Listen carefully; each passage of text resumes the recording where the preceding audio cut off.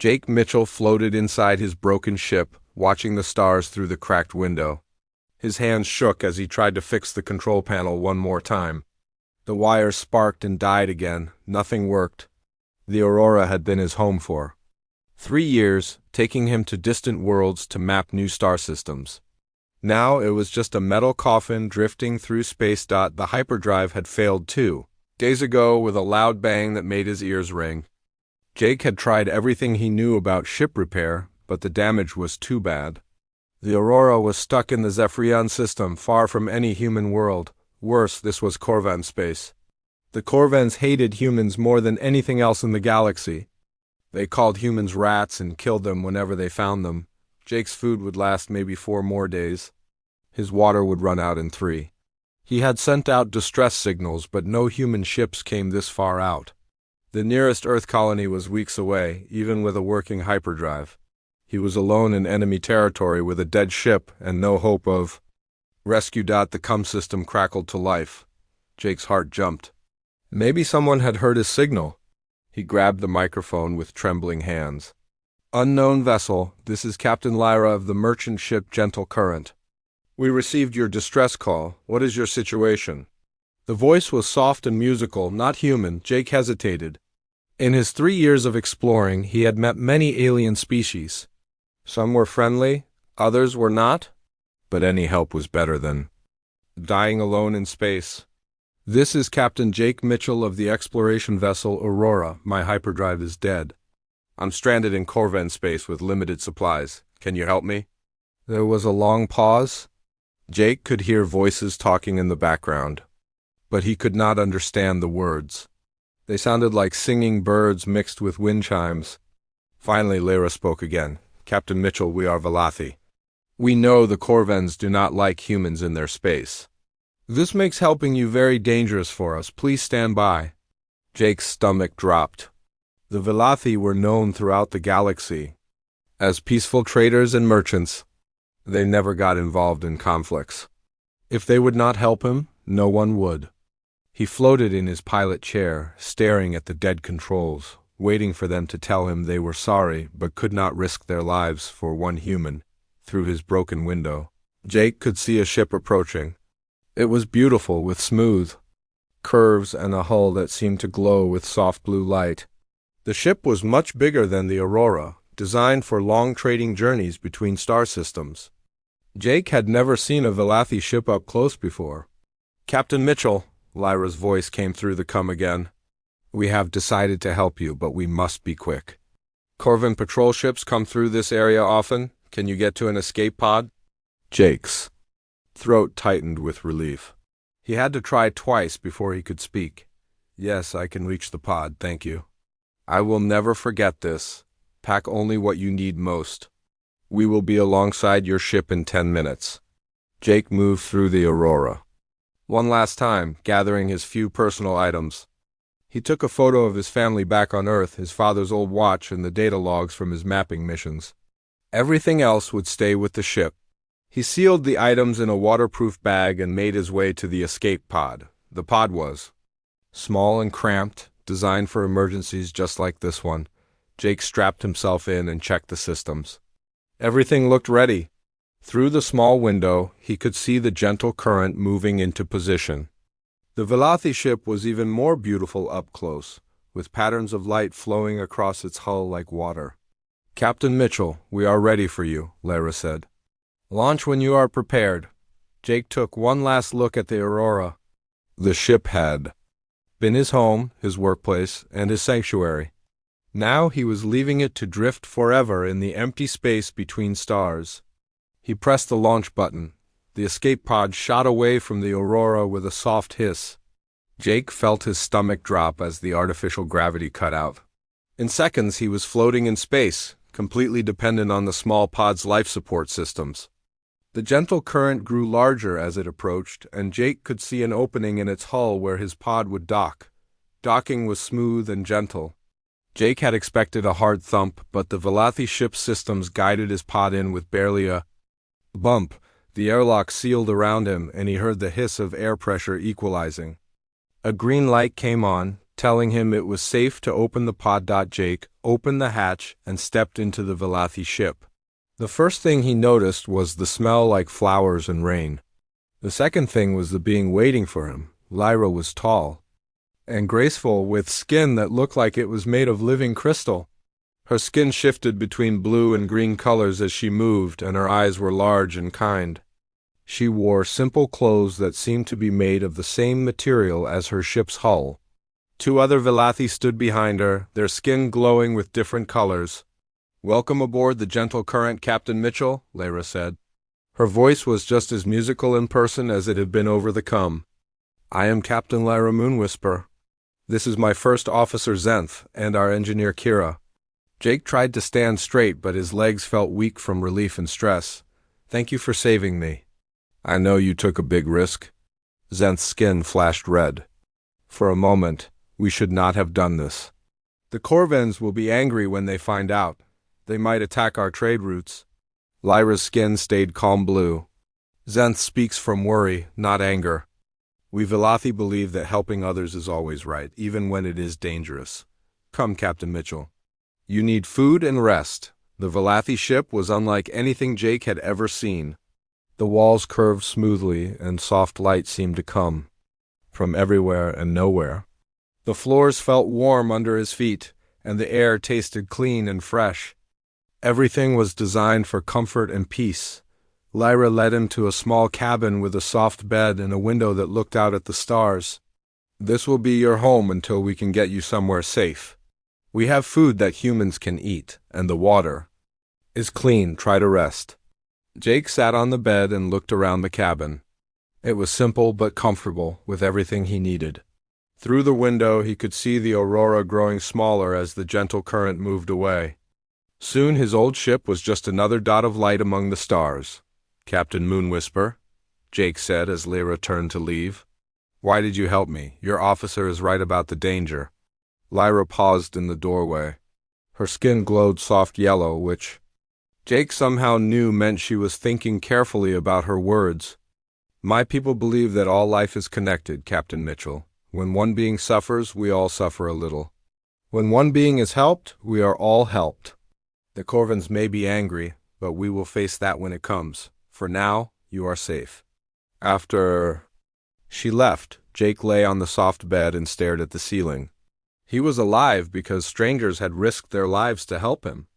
The Velathy had never met him before, had nothing to gain from saving him. But they had done it anyway because they believed it was right.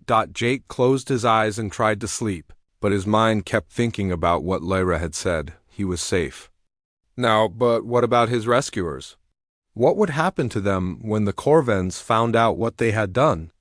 Outside his window, the stars wheeled slowly as the Gentle Current carried him away from danger and toward an uncertain future. 3 months had passed since Jake Mitchell's rescue. The Gentle Current had delivered him safely to a neutral trading station, where he caught a transport back to Earth. Jake thought he would never see his rescuers again, but he was wrong. The Velathy were paying a terrible price for their kindness. The first attack came without warning. The Corvan warship Shadowblade appeared out of hyperspace near the Velathy trading post on Harmony Station. The station's defense shields were designed to stop accidents, not military weapons. The Corvan ship's plasma cannons tore through the shields like paper through fire. Captain Nora Brightwater was loading medical supplies when the attack began. She had been trading with the Velathy for 5 years and considered many of them close friends. The station shook as the first blast hit, throwing her to the ground. Emergency lights flashed red, and alarms screamed warnings that came too late. "All Velathy ships, this is Corvan Command," a harsh voice announced over the comm system. "You harbored a human criminal in our space. This is your punishment. Surrender now or be destroyed." Nora crawled to her ship's controls and activated the communication system. "This is Captain Brightwater of the independent freighter Stardancer. There are civilians on this station. Stop your attack. Human vessels will also be destroyed," the Corvan commander replied. "You chose to associate with the crystal-skinned. Weaklings, you will share their fate." The Shadow Blade fired again. This time the blast hit the station's main power core. The lights went out and the artificial gravity failed. Bodies floated in the corridors as people tried to escape to their ships. Nora saw Velathy families running for the docking bays, their skin flashing bright orange with terror. She managed to get her ship away from the station before the third attack. The Shadowblade's final blast tore Harmony Station apart. Pieces of metal and debris spread out like a deadly flower in space. Over 300 Velathy had been on that station. None of them survived. The attack on Harmony Station was just the beginning. Over the next weeks, Corvan forces struck at Velathy trade ships and outposts throughout the border regions. The attacks were always sudden and always deadly. The Corvans gave no warnings and took no prisoners. On the Velathy homeworld of Serenity Prime, the Council of Elders met in emergency session. The great crystal chamber that had seen centuries of peaceful discussions now echoed with voices filled with fear and sorrow. Elder Kess, the oldest member of the council, stood at the center of the room. His ancient skin glowed deep blue with grief. "The death count rises each day," Elder Kess said, his voice heavy with sadness. 17 trading vessels lost. 4 outposts destroyed.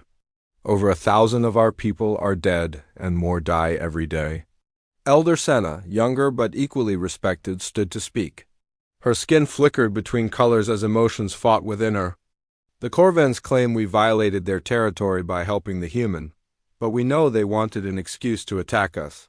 They have always seen our trade routes as valuable prizes. What can we do?" asked Elder Voss, his skin pale with fear. "Our ships are built for peace, not war. Our weapons are meant to disable, not destroy.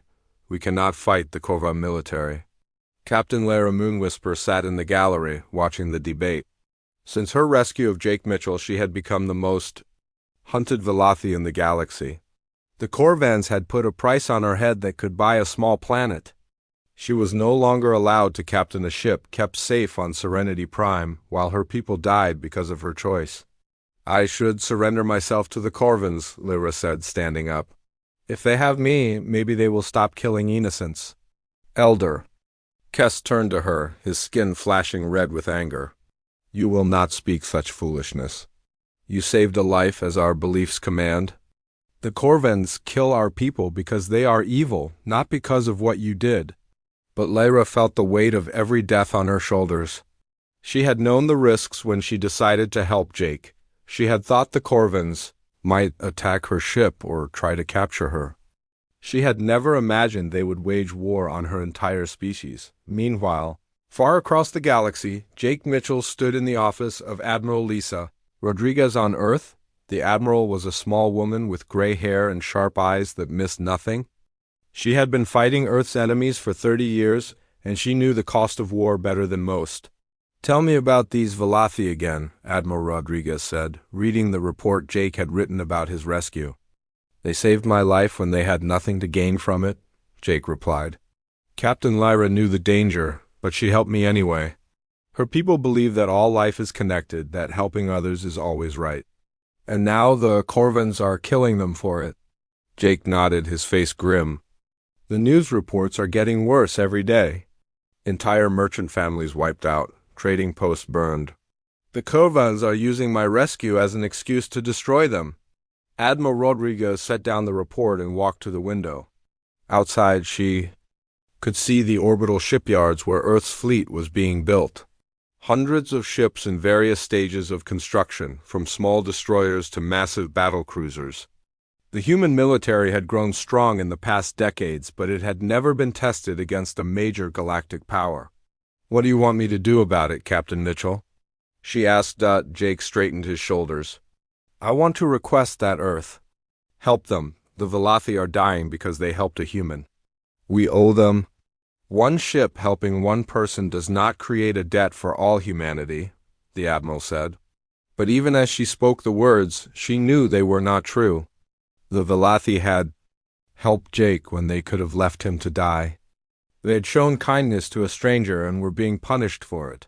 The Admiral turned back to Jake.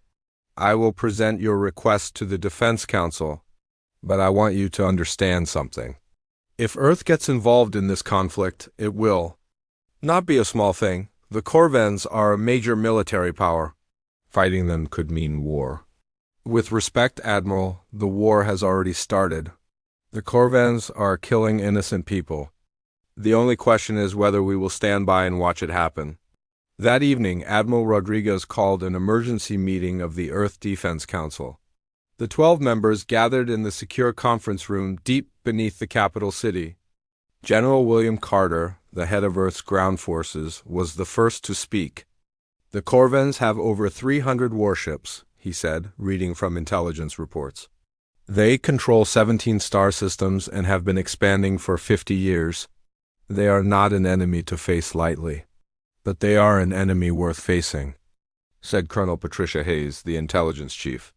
The Corvans have been testing our borders for months. They see humanity as weak because we are new to galactic politics. If we do nothing about the Velothi, they will think we are afraid to fight. The debate continued for hours. Some council members worried about the cost of war. Others argued that Earth was not ready to fight a major galactic power. But one voice cut through all the arguments. The Velothi saved one of our people, said General Marcus Stone, the oldest member of the council. They knew the risks, but they did it anyway because they believed it was right. Now they are dying because of that choice. What does it say about U.S. if we abandon them? The room fell silent.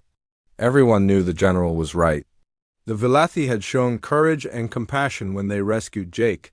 They had acted according to their beliefs, even when it meant danger. How could humanity do less? Admiral Rodriguez stood up. All in favor of military assistance to the Velothi? 12 hands rose in the air. The vote was unanimous. Outside the conference room, Jake waited for news. When Admiral Rodriguez emerged, her face was set with determination. Captain Mitchell, she said, I hope you are ready to see what happens when you make humanity angry. The word spread quickly through Earth's military. The Velothi who had helped one human would not stand alone. Earth's armies were coming, and they were coming in force. The news spread across Earth like wildfire. Every news station, every social media platform, every conversation in coffee shops and workplaces carried the same story. The peaceful Velothi, who had saved a human explorer, were being slaughtered. By the Corvan Empire, the images were heartbreaking. Burning trading posts, floating debris where merchant ships used to be. Velothi families fleeing their homes with nothing but the clothes on their backs. President Amanda Stone sat in the Oval Office, watching the reports with growing anger. She had been in politics for 20 years, but she had never seen the American people so united about anything. The phone calls, emails, and letters were flooding in by the thousands. The message was always the same. Help the Velothi. Madam President, said her chief of staff, entering the office with a tablet full of polling data. The numbers are incredible. 93% of Americans support military action to help the Velothi. Even the most anti-war groups are calling for intervention. President Stone turned off the news and looked out the window at the White House lawn. What about the rest of the world? The same story everywhere. The European Union voted unanimously to support military action. The African Federation is already mobilizing their space fleet. Even the normally neutral Pacific Alliance is calling for intervention. The whole world is angry about this. The president nodded slowly. She had already made her decision, but it was good to know the people supported it. Schedule an emergency session of the Global Assembly. We need to make this official. 2 hours later, representatives from every nation on Earth gathered in the United Nations building in New York. The Great Hall was packed with diplomats, military officers, and journalists. President Stone stood at the podium, her voice carrying to every corner of the room and to billions of viewers around the world. 3 months ago, a single human being was saved by people he had never met, she began. Captain Jake Mitchell was stranded in enemy space, facing certain death. The Velothi merchant ship Gentle Current could have passed by. They could have ignored his distress call. They could have chosen safety over compassion. The hall was completely silent. Even the journalists had stopped typing. Instead, they chose to help. They risked their lives, their ship, and their crew to save one human being. They asked for nothing in return. They expected no reward. They simply believed that helping others was the right thing to do. President Stone paused, letting her words sink in. Today, those same people are being hunted and killed. Their crime? Showing kindness to a human being. Their punishment? Death. The Corvan Empire has declared war on compassion itself. The president's voice grew stronger, filled with the righteous anger of an entire planet. I stand before you today to say that humanity will not allow this to continue. We will not stand by while our friends are slaughtered. We will not let kindness be punished with death. Today, Earth goes to war. The hall erupted in applause. Delegates from every nation stood and clapped until their hands hurt. The vote that followed was the most one-sided in United Nations history. 215 nations voted to authorize military action. 0 voted against. Within hours, the largest military mobilization in human history was underway. At the Luna shipyards, workers labored around the clock to prepare the fleet. The massive dry docks that had been building exploration vessels were quickly converted to military production. Every available ship was loaded with weapons, supplies, and soldiers. Fleet Admiral Dan Cooper stood on the bridge of the UES Retribution, watching the preparations through the giant viewports. The Retribution was the largest warship humanity had ever built. It was over 2 kilometers long, carried enough firepower to destroy a small moon, and had never been tested in combat. Today, it would lead humanity's first major war against a galactic power. "Admiral," said Captain Kelly Barnes, his second in command, "the final ship counts are in. We have 12 battle cruisers, 40 destroyers, 60 frigates, and over 200 support vessels. Total crew complement is just over 50,000. Admiral Cooper nodded, still staring out at the fleet. "What about the Corvan numbers?" "Intelligence estimates they have over 300 frontline warships, plus hundreds of support vessels. They outnumber us at least 2 to 1, possibly 3 to 1. "Good," the Admiral said quietly. Captain Barnes looked surprised. "Sir?" I said good. "Captain, if we were fighting equal numbers, this would be a fair fight." "But this is not about fair fights. This is about right and wrong. The Corvans think they can murder innocent people without consequences. They think we are too weak or too afraid to stop them. Today, we prove them wrong." The Admiral turned away from the viewport and walked to the command center. The bridge of the Retribution was a marvel of human engineering. Holographic displays showed real-time data from across the galaxy. Advanced computers could process millions of calculations per second. The crew moved with practiced efficiency, each person an expert in their field. "Communications?" Admiral Cooper called. "Open a channel to all ships." "Channel open, sir." The Admiral activated the fleet-wide communication system. On every human ship, from the smallest escort to the largest battle cruiser, his voice rang out clear and strong. "This is Fleet Admiral Cooper to all ships of Task Force Retribution. In 1 hour, we will enter hyperspace and begin our journey to Velathi space. Our mission is simple: protect the innocent and punish the guilty. The Corvans have declared war on compassion. We will show them what happens when you make humanity angry." The Admiral paused, thinking of Captain Lyra and the thousands of Velathi who had already died. The Velathi saved one of our people when they could have chosen safety. Now they are dying because of that choice. We will not let their sacrifice be in vain. We will not let evil triumph over good. Today we go to war not for conquest or glory, but for justice. On ships throughout the fleet, crews cheered and saluted. These were professional soldiers, trained for combat, but they had never fought for a cause so clearly right. The Corvans had made this simple by being so obviously evil. Meanwhile, in the Corvan Empire, High Commander Vex received the intelligence reports with disbelief. The humans were actually coming to fight. The species that had only recently joined Galactic civilization thought they could challenge the mighty Corvan war machine. "How many ships?" he asked his intelligence chief. "Approximately 300, Commander, but most are small support vessels. They have only 12 heavy warships." High Commander Vex laughed, a sound like grinding metal. 12 ships? They send 12 ships against our entire fleet? These humans are even more foolish than I thought. Should we prepare additional forces? The intelligence chief asked. No, send the third battle group to meet them. 25 ships should be more than enough to destroy this pathetic human fleet. We will send their wreckage back to Earth as a warning to anyone else who thinks they can interfere with Carven business. The High Commander dismissed his subordinate and returned to planning the final assault on the Velothi homeworld. The humans would be dealt with quickly, and then the Corvans could finish exterminating the crystal-skinned weaklings who had dared to help their enemy, but High Commander Vex had made a crucial error.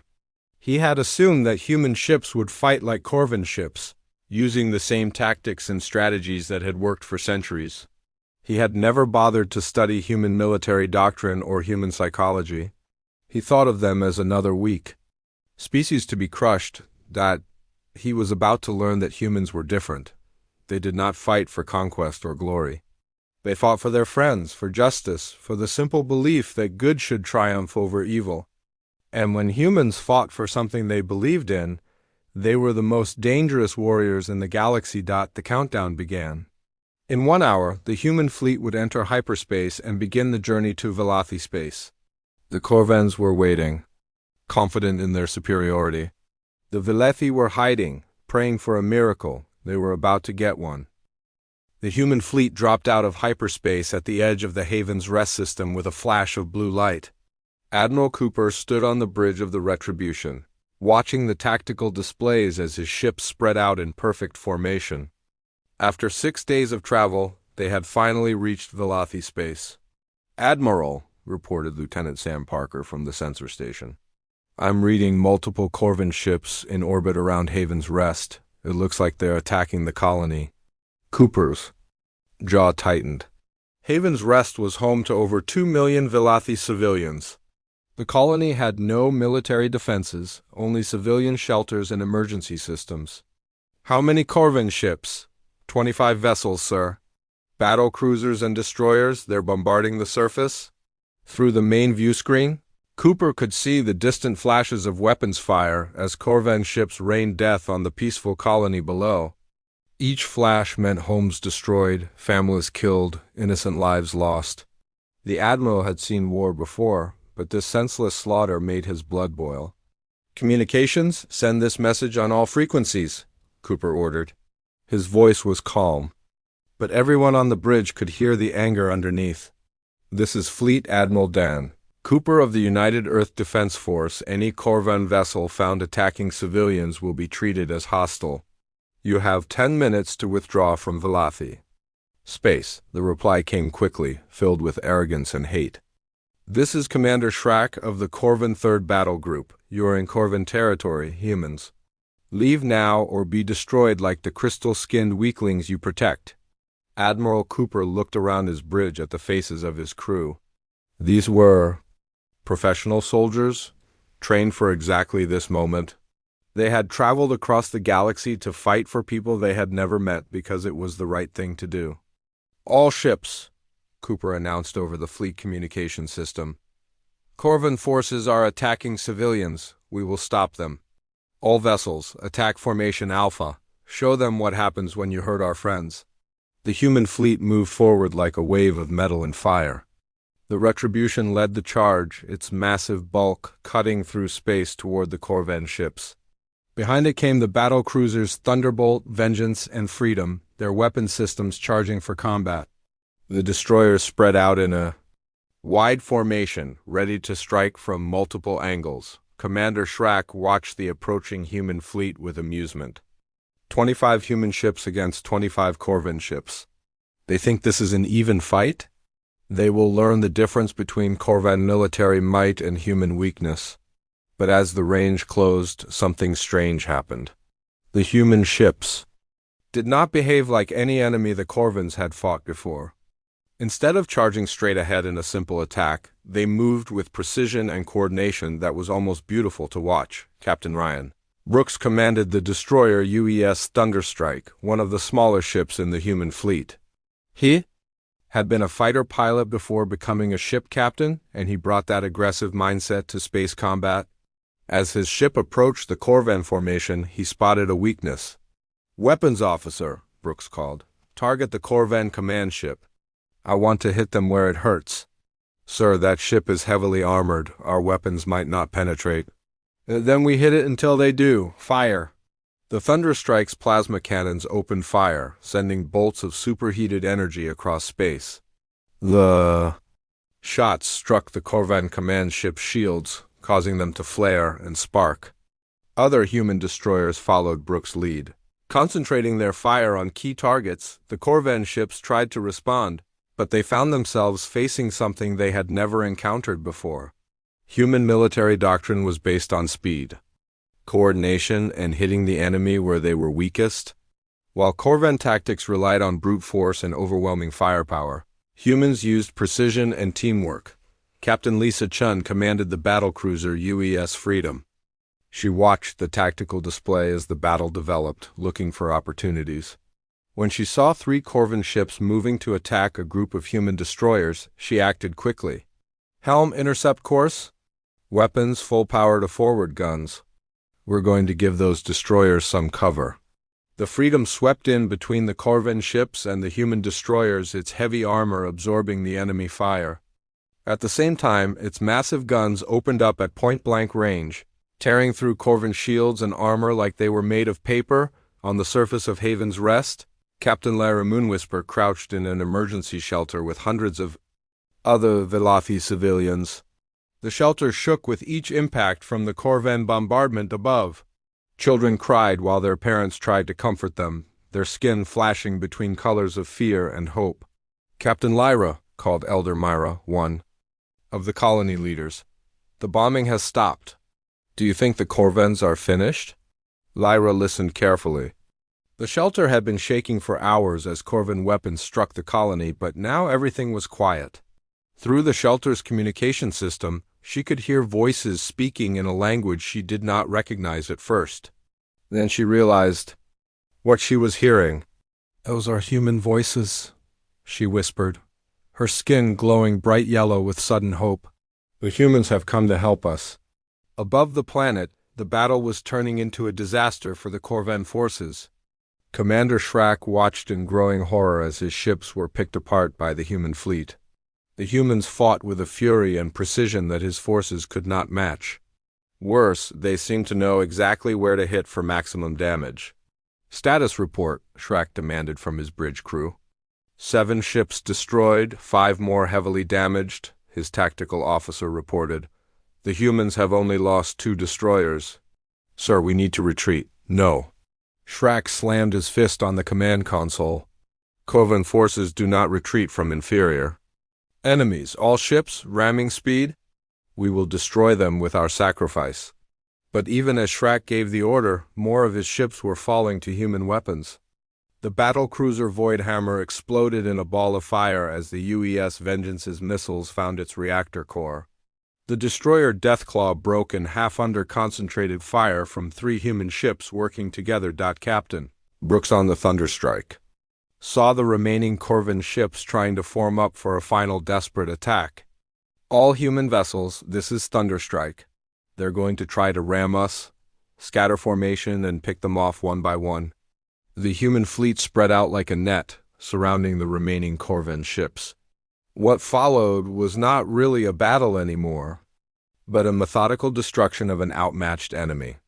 The Corvans had been trained to fight opponents who used their own brutal tactics. They had no answer for human speed, coordination, and tactical flexibility. In less than 3 hours, it was over 23 Corvan ships had been destroyed or disabled. Only 2 managed to escape, limping away into hyperspace to carry news of their defeat back to the Corvan Empire. Admiral Cooper stood on his bridge, looking at the tactical display that showed the wreckage of the Corvan fleet. His own losses had been minimal, just 3 destroyers and some damage to other ships. But the real victory was not the ships they had destroyed. "Admiral," Lieutenant Parker called from the sensor station, "I'm getting communications from the surface. The Velothi are saying thank you." Cooper smiled for the first time in days. Communications, open a channel to the planet. The main screen flickered and showed the interior of an emergency shelter. Dozens of Velothi faces looked up at him, their skin glowing with colors of joy and gratitude. In the center stood a familiar figure, tall and graceful with crystalline skin that shifted. From blue to gold, Captain Lyra Moonwhisper, Cooper said. We meet at last.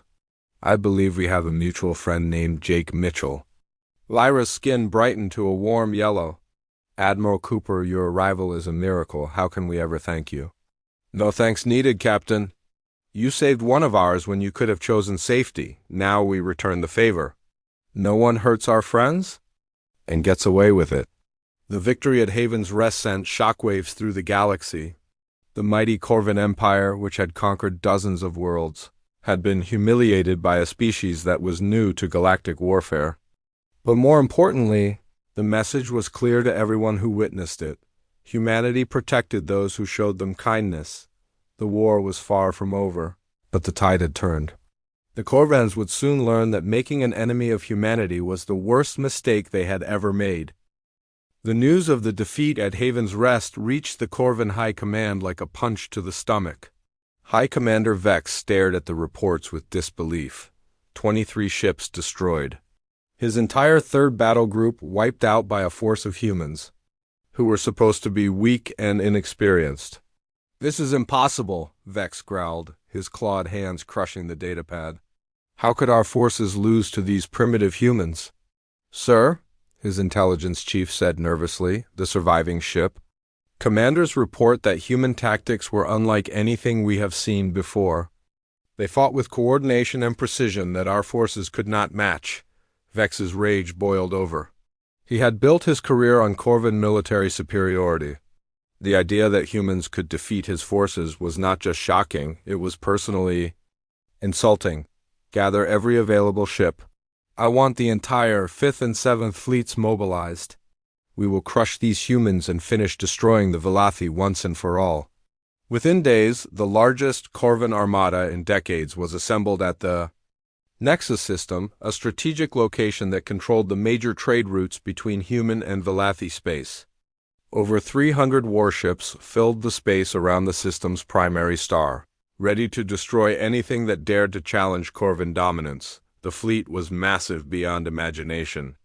Battle cruisers the size of small cities, carriers loaded with fighter craft, destroyers bristling with weapons, support ships carrying enough ammunition to level entire planets. High Commander Vex had assembled enough firepower to conquer half the galaxy. When the humans arrive, Vex announced to his fleet commanders, we will surround them and destroy every ship. No survivors. No mercy. The galaxy will see what happens to those who dare challenge the Corvan Empire. But the humans were not idle.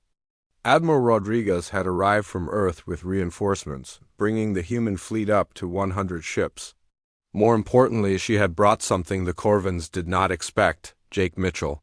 Now serving as a tactical advisor. Jake stood on the bridge of the Retribution, studying the intelligence reports about the Corvan fleet.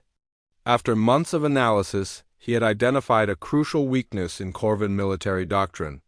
Their command structure was rigid and centralized. If the command ships were disabled, the entire fleet would fall into chaos.